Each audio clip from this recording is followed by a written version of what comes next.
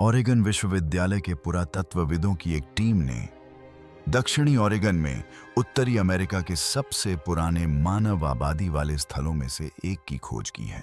उन्हें वास्तव में ठीक से पता नहीं था कि यह पहाड़ी यहाँ क्यों थी। 20वीं शताब्दी के अधिकांश समय तक पुरातत्वविदों का मानना था कि वे ठीक ठीक जानते हैं कि पहले मानव उत्तरी अमेरिका में कब पहुंचे, वे कहां से आए और यहां आने के लिए उन्होंने कौन सा मार्ग अपनाया। विज्ञान इस विषय पर दृढ़ निश्चयी था। फिर ओरेगन रेगिस्तान में खुदाई कर रही एक टीम ने जमीन से पत्थर के औजार निकाले, उन्हें एक प्रयोगशाला में भेजा और ऐसे परिणाम प्राप्त किए जिनकी किसी को उम्मीद नहीं थी, ताकि हमारे छात्र लगभग तलहटी के करीब से शुरुआत कर सकें। और वे वास्तव में अच्छी तरह से प्रशिक्षित हैं और जानते हैं कि खुदाई कैसे करनी है, और वे पैट के निर्देशों का पालन करते हैं और पत्थर के अंदर संरक्षित 20,000 साल पुराने रक्त की खोज करते हैं। यह हर्ट्जियन शंकु का एक हिस्सा है और मैं उस चट्टान को झुकाकर और उस पर अलग अलग चीजों से प्रहार करके उसके आकार और आकृति को नियंत्रित कर सकता हूं। और इससे जो खुलासा हुआ, उसने न केवल समय रेखा को पीछे धकेला बल्कि पूरी कहानी को ही चकनाचूर कर दिया। फमाम, क्या होगा अगर हमें पहले अमेरिकियों के बारे में जो कुछ भी सिखाया गया था वह पूरी कहानी ही ना हो। वह खोज जिसने पुरातत्व संबंधी एक सदी की निश्चितता को चकनाचूर कर दिया। 20वीं सदी के अधिकांश समय तक पुरातत्वविदों के पास एक ऐसी कहानी थी जिस पर वे पूरी तरह भरोसा करते थे। कहानी कुछ इस प्रकार थी। लगभग 13,000 साल पहले मानव साइबेरिया से अलास्का तक एक भूमि पुल पार करके आए और धीरे धीरे दक्षिण की ओर बढ़ते हुए दो विशाल ग्लेशियरों के बीच बने एक संकरे गलियारे से होकर गुजरे, जो कनाडा के अधिकांश हिस्से को ढके हुए थे। क्लोविस संस्कृति के नाम से जाने जाने वाले इन लोगों को मूल अमेरिकी माना जाता है। यदि कोई भी इस बात का प्रमाण लेकर सामने आता कि मनुष्य पहले यहां आ चुके थे, तो पुरातत्व समुदाय के पास एक मानक प्रतिक्रिया तैयार रहती थी। वे इसे संदूषण या गलत व्याख्या कहते थे। अधिकांश शोधकर्ताओं के अनुसार समय रेखा पहले से ही तय थी। इसके बाद ओरेगन विश्वविद्यालय की एक टीम ने पूर्वी ओरेगन के ऊंचे रेगिस्तान में एक चट्टानी आश्रय स्थल की खुदाई शुरू की।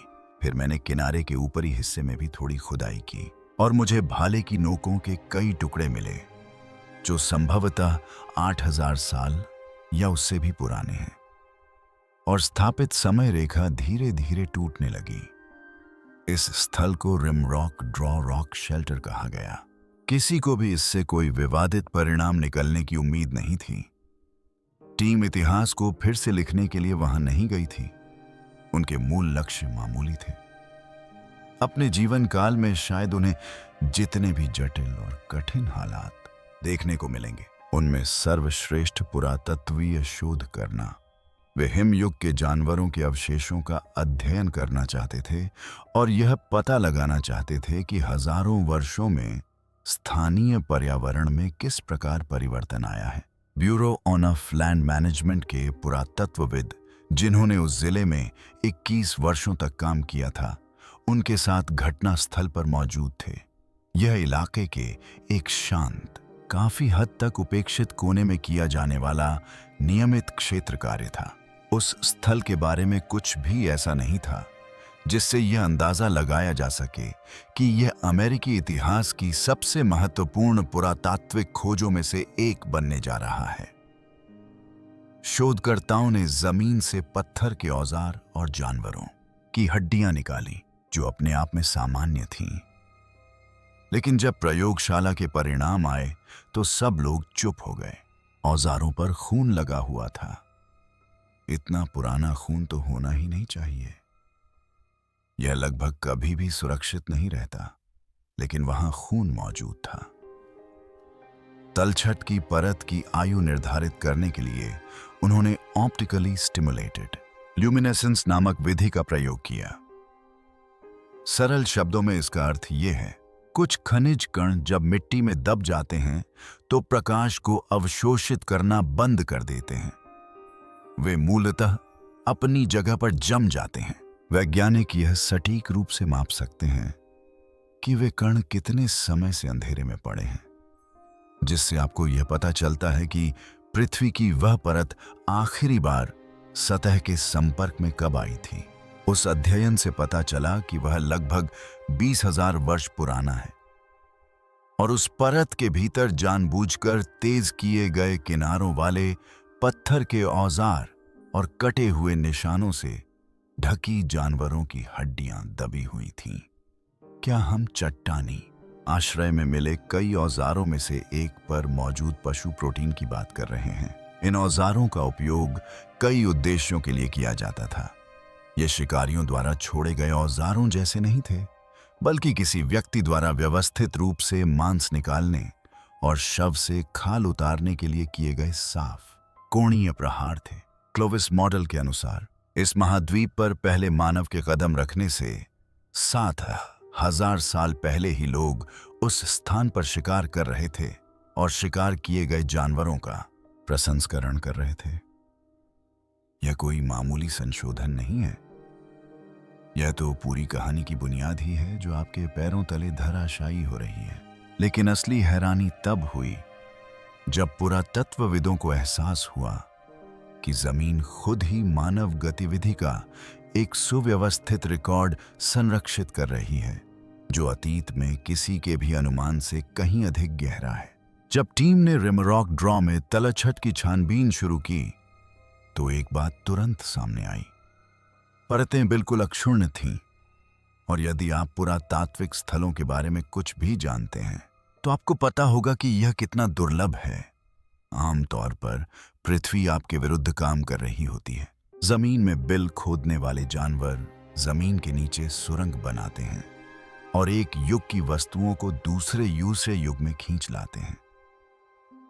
पेड़ों की जड़ें सदियों से नीचे की ओर बढ़ती हैं और जैसे जैसे वे गहराई में जाती हैं, अपने साथ सामग्री खींचती जाती हैं। बारिश का पानी रिसकर धीरे धीरे छोटी कलाकृतियों को बहाकर ले जाता है और उन्हें उन परतों में जमा कर देता है जिनमें वे मूल रूप से कभी शामिल नहीं थीं। इन सब का मतलब यह है कि जब तक पुरातत्वविद पहुंचते हैं तब तक वस्तुएं हजारों वर्षों से चुपचाप जमीन के भीतर खिसकती रहती हैं। हमने ओरेगॉन आर्कियोलॉजिकल सोसाइटी में व्याख्यान दिए हैं। मैंने बेंड में सेंट्रल ओरेगॉन की आर्कियोलॉजिकल सोसाइटी को भी व्याख्यान दिए हैं। 10,000 साल पहले छोड़ी गई कोई चीज शायद 2,000 साल पुरानी परत में दबी हो सकती है। आप कभी भी पूरी तरह से आश्वस्त नहीं हो सकते कि जो कुछ भी आपको मिल रहा है वह वास्तव में उसी स्थान पर है जहां आपने उसे पाया है। लेकिन रिमरॉक ड्रॉ अलग था। परतें सपाट थीं और एक दूसरे से पूरी तरह अलग थीं।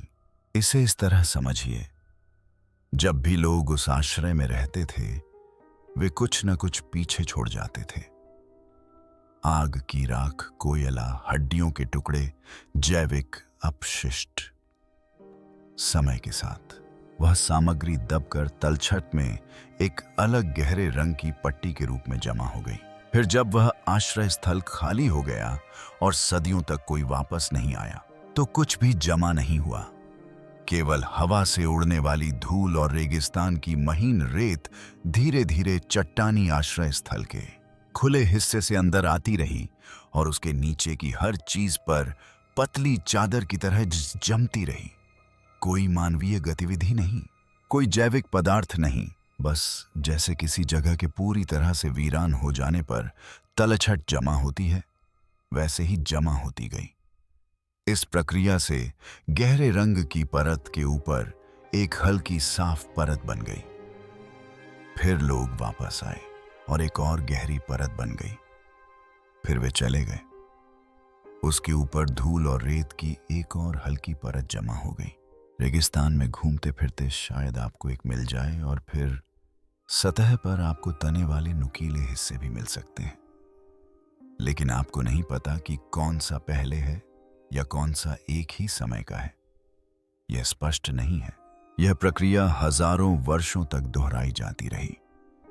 गहरी पट्टी, हल्की परत, गहरी पट्टी, हल्की परत।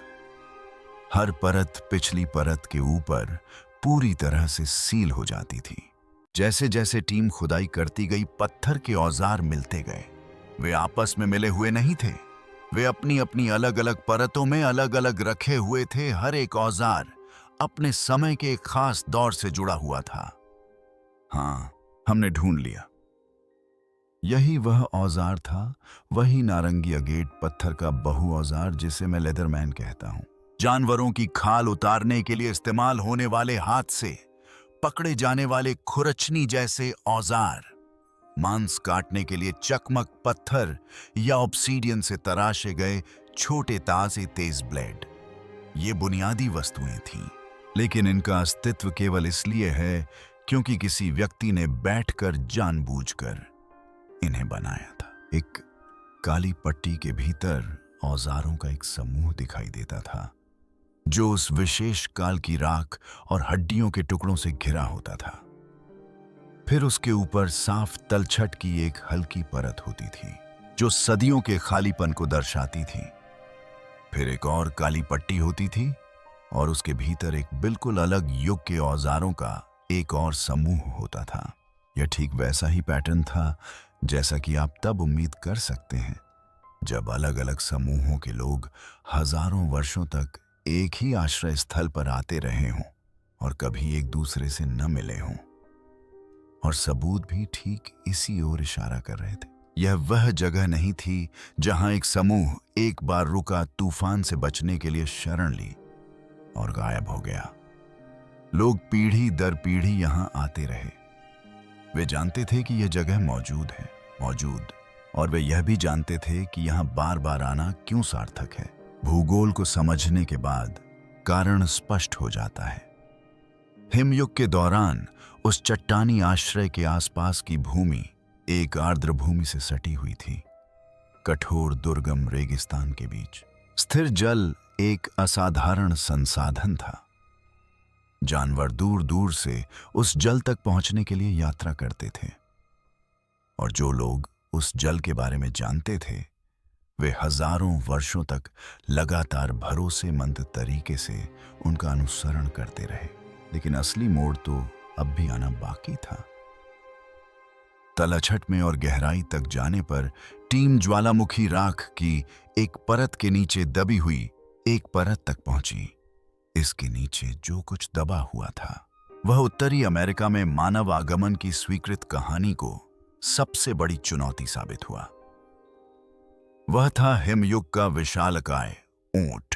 धरती के नीचे कैमेलॉप्स हेस्टर्नस नामक एक विलुप्त विशालकाय ऊंट के दांत और जबड़े के टुकड़े दबे हुए थे जो कभी उत्तरी अमेरिका में भारी संख्या में घूमते थे। यह जानवर कंधे तक लगभग 7 फीट ऊंचा था और इसका वजन सैकड़ों किलोग्राम था।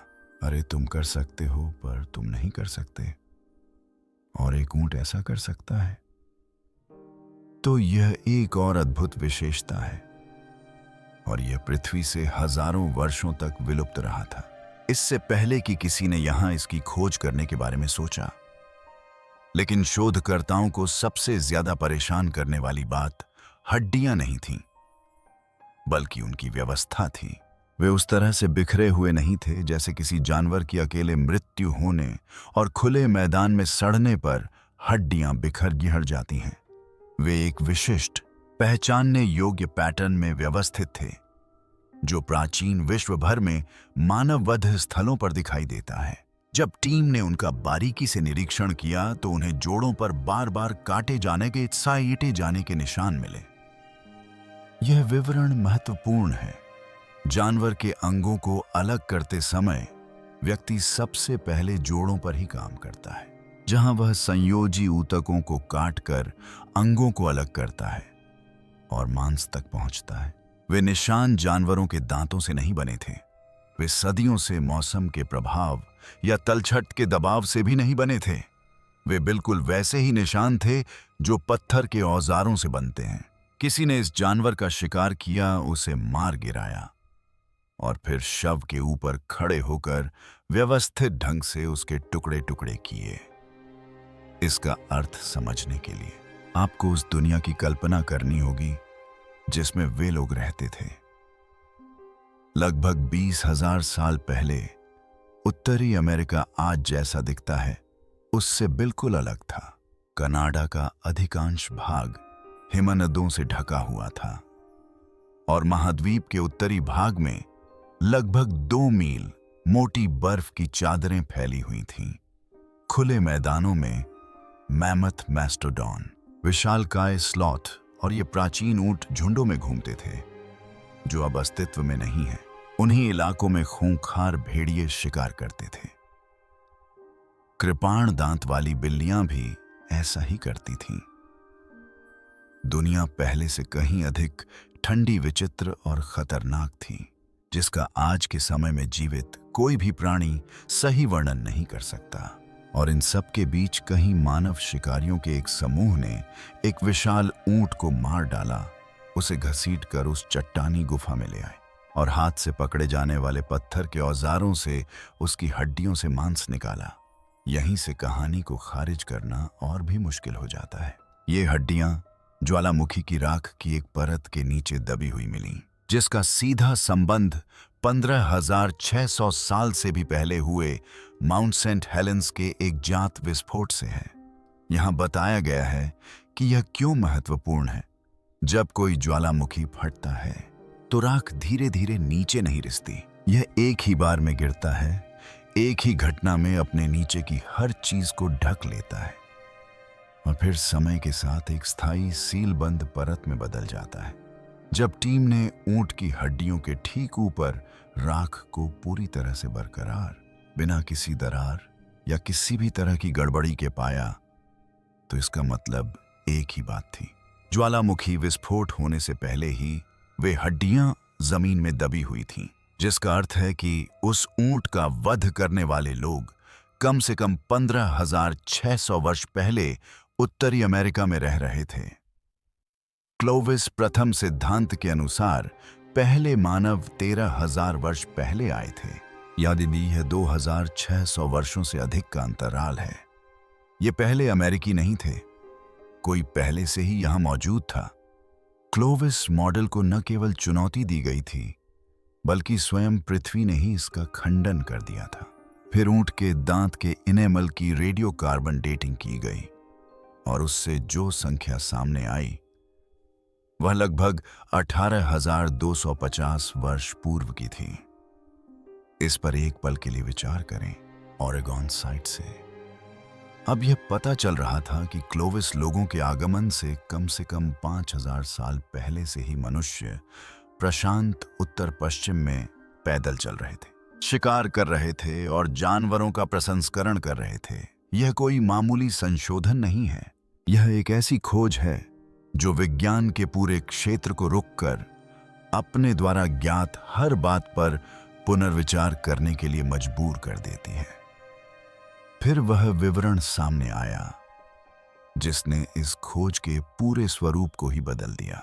रिमरॉक ड्रॉ में मिले औजारों में एक खुरचनी भी थी जो पत्थर से बना एक छोटा हाथ से पकड़ने वाला काटने का औजार था। वह था, लेकिन जिस पत्थर से यह बना था वह नारंगी अगेट था। यह सुनने में मामूली बात लगती है, लेकिन भौगोलिक दृष्टि से इसका क्या महत्व है यह समझना मुश्किल है। नारंगी अगेट रिमरॉक ड्रॉ के आसपास कहीं भी नहीं पाया जाता। सबसे नजदीकी झात स्रोत सैकड़ों मील दूर है। इतनी दूर से कोई भी गलती से पत्थर नहीं उठा लेता। उस सामग्री को जानबूझकर उस स्थान तक ले जाया गया होगा, जिसका मतलब दो बातों में से एक है। दलदली या झील में उगने वाला एक पौधा जिसके निचले सिरे पर कंद होता है जो खाने योग्य होता है और लोग इसका इस्तेमाल करते थे। दरअसल मुझे लगता है कि वहां वापाटो झील है। या तो उस आश्रय का उपयोग करने वाले लोग हिमयुग के उस भूभाग में विशाल दूरियां तय कर रहे थे जिसे अधिकांश शोधकर्ताओं ने लगभग अगम्य माना था, या फिर वे सैकड़ों मील तक फैले एक नेटवर्क के माध्यम से अन्य समूहों के साथ व्यापार और सामग्रियों का आदान प्रदान कर रहे थे। किसी भी तरह से ये महाद्वीप के किनारे पर अस्तित्व बनाए रखने के लिए संघर्षरत अलग थलग पड़े हुए लोग नहीं थे। ये लोग उद्देश्य और विस्तार के साथ उत्तरी अमेरिका में घूम रहे थे। जब औजारों की आवर्धन क्षमता से जांच की गई तो सबूतों को नजरअंदाज करना और भी मुश्किल हो गया। किनारों पर छोटी छोटी दरारें थीं जो बार बार इस्तेमाल करने के बाद ही बनती हैं। उन्होंने एक स्पष्ट कहानी बयां की। इन औजारों का इस्तेमाल हो चुका था, असली हाथों द्वारा किए गए काम से ये घिस चुके थे, और यही कारण है कि यह बात सीधे तौर पर मायने रखती है। क्लोविस प्रथम सिद्धांत का दावा है कि जब क्लोविस लोग यहां आए तो वे एक विशिष्ट और पहचानने योग्य औजार तकनीक का उपयोग कर रहे थे, जिसमें एक विशेष तरीके से बनाए गए लंबे खांचेदार पत्थर के नुकीले औजार शामिल थे। यही उनकी पहचान थी।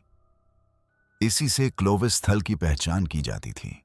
लेकिन रिमरॉक ड्रॉ में मौजूद औजार क्लोविस के औजारों से पुराने थे और अलग तरीके से बने थे, जिनमें सैकड़ों मील दूर से मंगाई गई सामग्री का इस्तेमाल किया गया था, जिन पर लगातार इस्तेमाल के निशान दिखाई दे रहे थे। वे क्लोविस की विशिष्ट शैली से मेल नहीं खाते थे। ये उससे कहीं पहले के हैं, जिसका अर्थ है कि इन्हें बनाने वाले लोग क्लोविस जनजाति के नहीं थे। वे कोई और थे, कोई ऐसा व्यक्ति जो पहले से ही यहां रहता था। इसके अलावा एक खुरचनी ऊंट के अवशेषों के साथ नहीं मिली। वह उनके नीचे पाई गई। यह पृथ्वी की एक गहरी परत में दबी हुई थी, एक ऐसी परत जो ऊपर मौजूद हड्डियों के अवशेषों को छोड़ने वाली किसी भी गतिविधि से अछूती रही थी। पुरातत्व में इस विवरण का एक सरल और अपरिहार्य अर्थ है।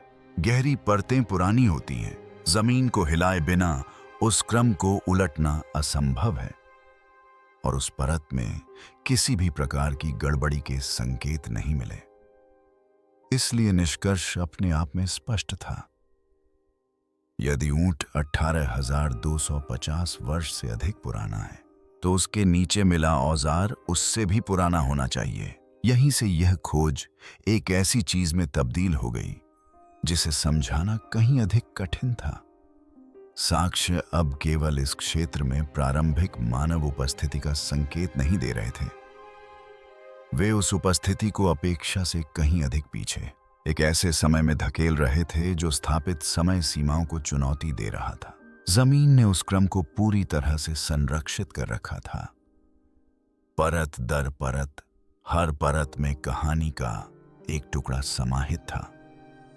हर परत में मानवीय गतिविधि उस समय से पहले की थी जिसे कोई भी स्वीकार करने को तैयार नहीं था। लेकिन इन सब के बावजूद समस्या बनी रही। संदेह आसानी से दूर नहीं होता, खासकर जब दावा इतना ठोस हो। पत्थर के औजारों और नक्काशी के निशानों पर सवाल उठाए जा सकते थे, बहस की जा सकती थी, उनकी पुनर्व्याख्या की जा सकती थी। संदेह की गुंजाइश हमेशा रहती थी, चाहे वह कितनी भी कम क्यों ना हो। जिस चीज की जरूरत थी वह एक ऐसा निर्णायक सबूत था जिसे न तो समझाया जा सके और न ही महज संयोग माना जा सके।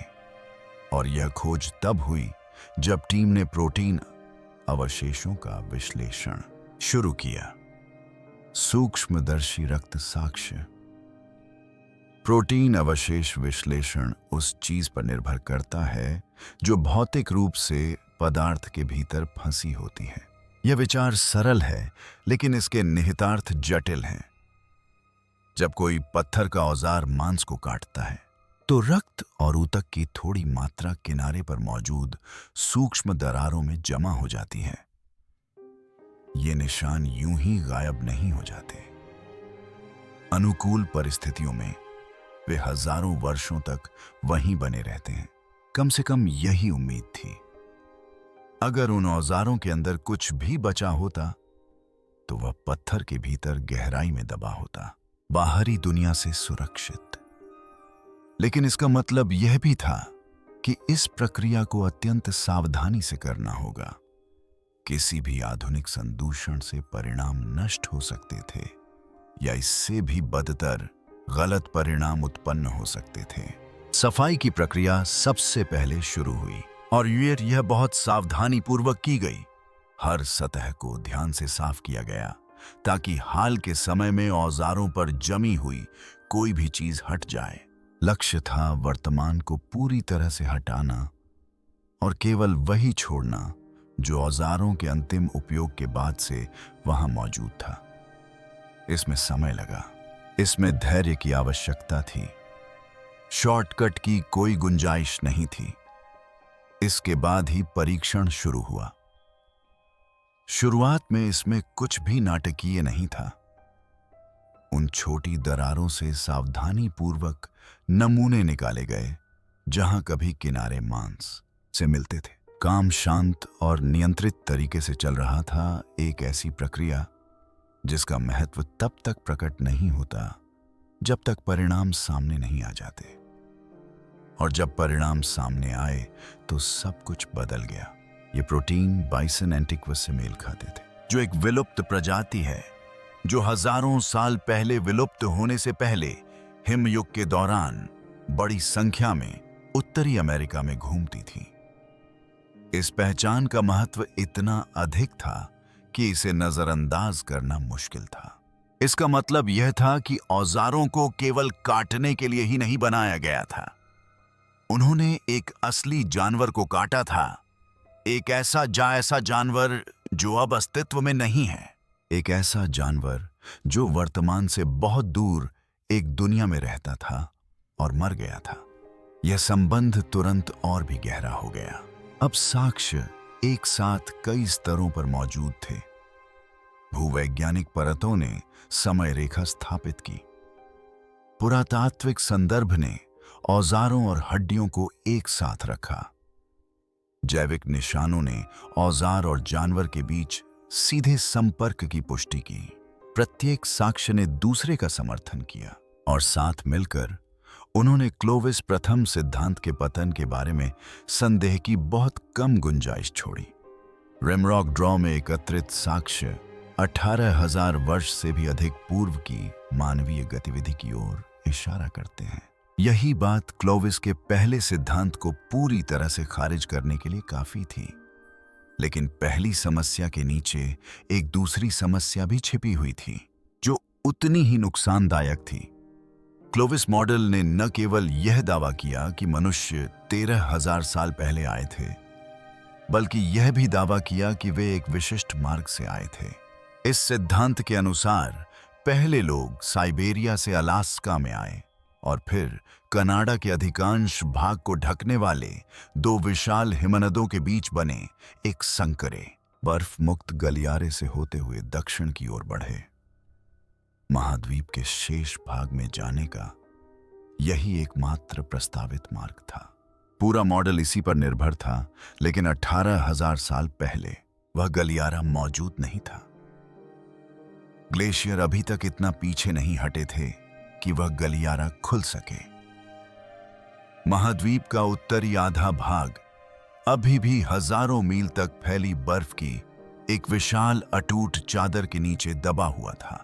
दक्षिण की ओर कोई रास्ता नहीं था, कोई मार्ग नहीं था। ये टुकड़े हथौड़े या सींग के टुकड़ों जैसे मूस के सींगों से तोड़े जाते हैं और इन गोल टुकड़ों को तराशना कठिन होता है। क्लोविस मॉडल के अनुसार जिस मार्ग की आवश्यकता थी वह उस समय भौतिक रूप से असंभव था। जब रिमरॉक ड्रॉ के साक्ष्यों के अनुसार मनुष्य पहले से ही ओरेगन में रह रहे थे, फिर भी रिमरॉक ड्रॉ के लोग उस गलियारे के खुलने से हजारों साल पहले ही वहां मौजूद थे। ऊंचे रेगिस्तान में विशाल ऊंटों का शिकार करते थे। यदि उस समय लोग इतने दक्षिण में मौजूद थे तो वे उस मार्ग से नहीं पहुंचे होंगे जिसे इतने लंबे समय से स्वीकार किया गया था। समय और परिस्थितियां इसकी अनुमति नहीं दे रही थीं। इसलिए एक अन्य संभावना सामने आई। यह एक ऐसी संभावना थी जिस पर पहले विचार किया गया था, लेकिन कभी पूरी तरह से स्वीकार नहीं किया गया था। इसे तटीय प्रवास मॉडल के रूप में जाना जाता है। यह सिद्धांत बताता है कि पहले अमेरिकियों ने अंतर्देशीय गलियारे के खुलने की प्रतीक्षा नहीं की। वे समुद्र के रास्ते आए, प्रशांत तट रेखा के साथ दक्षिण की ओर बढ़ते हुए, छोटी नौकाओं में यात्रा करते हुए एक ऐसे महाद्वीप के किनारे के करीब रहे जिसे उन्होंने पहले कभी नहीं देखा था। वह मार्ग सुरक्षित नहीं था। 18,000 साल पहले उत्तरी प्रशांत तट रेखा पृथ्वी पर सबसे खतरनाक समुद्री वातावरणों में से एक थी। हजारों मील तक फैले खुले महासागर में बने तूफानी तंत्र बिना किसी बाधा के उस तट रेखा पर पहुंचे। उनके रास्ते में कोई भूभाग नहीं था, न ही बल को अवशोषित करने के लिए कोई प्राकृतिक अवरोध था। यह पहाड़ी के चारों ओर लिपटा हुआ सा लगता है। यह नीचे की ओर जाता है। यह भू आकृतियों का ठीक से अनुसरण नहीं करता। जब तक ये तूफान तट तक पहुंचे, तब तक वे पूरी ताकत जुटा चुके थे और 30, 40, 50 फीट ऊंची लहरें सीधे चट्टानों से टकरा रही थीं। वहां न कोई बंदरगाह था, न कोई आश्रय, न ही बचाव की कोई संभावना। अगर कोई लहर आपकी नाव को बहा ले जाती तो आप गए काम से। फिर भी सबूत बताते हैं कि लोगों ने वह यात्रा की रास्ते में रुक रुक कर मछली पकड़ी, समुद्री स्तनधारियों का शिकार किया और चट्टानों से शंख इकट्ठा किए। आगे बढ़ते रहने के लिए पर्याप्त भोजन और ऐसी परिस्थितियों में जीवित रहने के लिए पर्याप्त कौशल, जिन्हें आधुनिक मानकों के अनुसार भी अत्यधिक कठिन माना जाएगा। इसके लिए न केवल साहस की आवश्यकता होती है, बल्कि संचित ज्ञान, ज्वार भाटे धाराओं और मौसम के पैटर्न की समझ की भी आवश्यकता होती है, जो इस यात्रा के शुरू होने से पहले समुद्र के किनारे रहने और मरने वाली पीढ़ियों के लोगों से ही प्राप्त हो सकती है। ये भटकते हुए लोग नहीं थे जो किसी नए महाद्वीप में अंधाधुंध भटक रहे हों। ये अनुभवी समुद्री यात्री थे जो समुद्र को इतनी अच्छी तरह समझते थे कि उसे पार कर सकें। और यही सबसे परेशान करने वाला विचार है। रिमरॉक ड्रॉ शायद इस कहानी की शुरुआत नहीं है। यह शायद पहला ऐसा स्थान है जहां साक्ष्य इतने स्पष्ट रूप से संरक्षित हैं कि उन्हें पहचाना जा सके। गहरी परतें मानव इतिहास को फिर से लिख सकती हैं। रिमरॉक ड्रॉ में ऊंट का दांत अपनी प्राचीनता और इस बात के स्पष्ट संकेतों के कारण ध्यान आकर्षित करता है कि मनुष्यों ने जानवर का वध किया था। शुरू में यह एक सीमा की तरह लग रहा था, एक ऐसा बिंदु जो यह दर्शाता था कि साक्ष्य कितनी दूर तक सुरक्षित रूप से पहुंच सकता है। लेकिन इसके नीचे की परतों का अधिक सावधानी पूर्वक अध्ययन करने पर यह धारणा लंबे समय तक टिक नहीं पाई। दांत चट्टान पर टिका हुआ नहीं था। यह परत के सबसे निचले भाग में नहीं था। इसके नीचे धरती की परतें फैली हुई थीं, जिनमें अभी तक पूरी तरह से खोजे न गए पुराने तलछट मौजूद थे। वे गहरी परतें खाली नहीं थीं। उनमें पहले से ही ऐसे संकेत दिखने लगे थे कि ऊंट की मृत्यु से बहुत पहले वहां कुछ घटित हुआ था। उस तल के नीचे से पत्थर के छोटे छोटे टुकड़े बरामद किए गए हैं। पारंपरिक मान्यता यह है कि वे यहां बेरिंग जलडमरू मध्य के रास्ते आए थे, संभवतः 13,000 या उससे कुछ अधिक वर्ष पहले। वे पूरी तरह से तराशे गए औजारों जितने स्पष्ट नहीं हैं, लेकिन वे भी जानबूझकर की गई कार्रवाई का संकेत देते हैं। नियंत्रित बल लगाए बिना पत्थर उन आकृतियों में नहीं टूटता। इनके साथ साथ कुछ सूक्ष्म संकेत भी होते हैं जिन्हें परिभाषित करना कठिन होता है, लेकिन एक बार ध्यान में आने पर उन्हें अनदेखा करना भी मुश्किल होता है। मिट्टी में हल्की हलचलें ऐसी आकृतियां जो यादृच्छिक प्राकृतिक प्रक्रियाओं के बजाय बार बार होने वाली गतिविधि का संकेत देती हैं। इस स्थल पर काम अभी पूरा नहीं हुआ है। शोधकर्ताओं ने शुरू से ही इस बारे में खुलकर बात की है। रिमरॉक ड्रॉ के बड़े हिस्से अभी भी अछूते हैं क्योंकि खुदाई की अपनी सीमाएं हैं। धनराशि अनिश्चित काल तक उपलब्ध नहीं है। और हटाई गई प्रत्येक परत ऐसी परत है जिसे बदला नहीं जा सकता। संरक्षण उतना ही महत्वपूर्ण है जितना कि खोज, और यह संतुलन हर काम को धीमा कर देता है। इस कार्य में शामिल एक विशेषज्ञ ने अभी तक जो कुछ नहीं मिला है उसका वर्णन करते हुए इस अनिश्चितता को स्पष्ट किया। ऐसी उम्मीद है कि उन गहरी परतों में बड़े जानवर भी दिखाई देंगे जो उसी आर्द्र भूमि वातावरण की ओर आकर्षित हुए होंगे जिसने ऊंट को आकर्षित किया था, लेकिन उनके अवशेष अभी तक नहीं मिले हैं। ऐसा इसलिए नहीं है कि वे वहां मौजूद नहीं हैं, बल्कि इसीलिए कि जिस जमीन में वे हो सकते हैं उसे अभी तक खोला नहीं गया है। इससे एक सवाल अनसुलझा रह जाता है। अगर उन गहरे तलछटों में औजार या मानवीय गतिविधि के स्पष्ट संकेत मिलते हैं तो समय रेखा में मामूली बदलाव नहीं होगा, बल्कि यह इस तरह से बदलेगी कि पूरी तरह से पुनर्मूल्यांकन करना पड़ेगा। मानव उपस्थिति 22,000 वर्ष पहले तक की हो सकती है। यह 25,000 वर्ष तक भी पहुंच सकती है।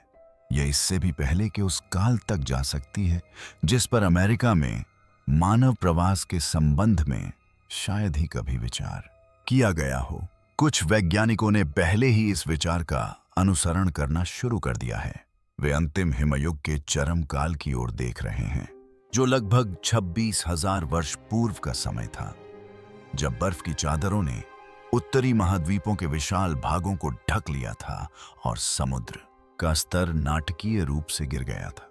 उन्होंने हथौड़े के पत्थर से शाफ्ट पर प्रहार किया और अंदर की ओर यह निशान बन गया।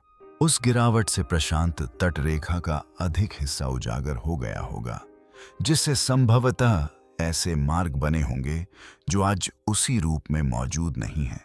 यदि उस काल में लोग उपस्थित थे तो वे संभवतः उन किनारों के साथ साथ यात्रा करते रहे होंगे, उस भूभाग में नेविगेट करते हुए जो तब से परिवर्तित हो चुका है या जलमग्न हो गया है। यह संभावना समय रेखा पर केवल एक तिथि को ही नहीं बदलती, बल्कि यह इस बात की पूरी रूपरेखा को बदल देती है कि प्रारंभिक मानव कैसे रहते और घूमते थे। यह बताती है कि वे अपेक्षा से कहीं पहले ही चरम परिस्थितियों के अनुकूल ढल रहे थे, ऐसे वातावरण का उपयोग कर रहे थे जिनमें जागरूकता, योजना और कौशल की आवश्यकता होती है। इसका यह भी अर्थ है कि उनकी उपस्थिति के सबसे प्रारंभिक निशान शायद उस स्थान पर न हो जहां किसी ने सबसे पहले देखने का सोचा था। पैटर्न बदल रहा है। जो कहानी कभी स्थिर प्रतीत होती थी वह अब खुलने लगी है, और साक्ष्य का प्रत्येक नया टुकड़ा उस बात पर दबाव डालता है जो लगभग एक सदी से निर्विवाद बनी हुई थी। रिमरॉक ड्रॉ अब महज असामान्य खोजों वाला एक स्थल नहीं रह गया है, यह कुछ और भी अधिक परेशान करने वाला बन गया है। यह एक लंबे समय से स्वीकृत कथा में दरार बन गया है, और राख, मिट्टी और प्राचीन सन्नाटे की परतों के नीचे कहीं अमेरिका में मानव जीवन की वास्तविक शुरुआत अभी भी उजागर होने की प्रतीक्षा कर रही हो सकती है।